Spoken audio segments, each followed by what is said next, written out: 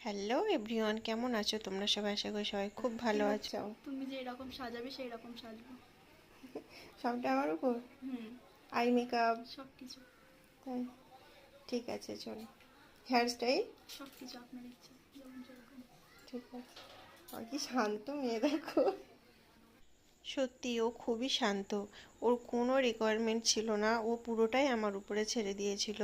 ওর eye makeup, base makeup, hair style, কলকার সমস্তটাই ও আমার উপরে ছেড়েছিল। ও বলছিল যে দি তুমি যেরকমই সাজাবে আমি সেরকমই সাজবো আর কি।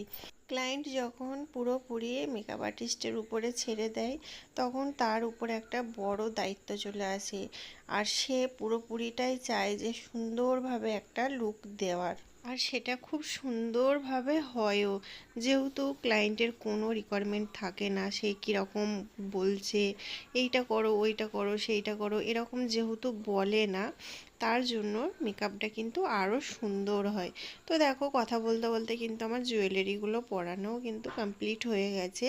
এবার হচ্ছে ওড়নাটা ওকে পরাবো। আমি যখন গিয়েছিলাম তখনও ও দেখে স্নান করছিল, তো আমরা একটু বসেই ছিলাম আর কি। তো আমি বলবো প্রত্যেকটা ব্রাইডকেই বলবো যে তোমরা একটু টাইম মতো বসো, একটু বসার চেষ্টা করো। ওড়নাটা মাথায় দিতে ওর লুকটা পুরোপুরি চেঞ্জ হয়ে গেছে। বলো কেমন লাগছে সেজে? খুব সুন্দর লাগছে। মনের মতো হয়েছে?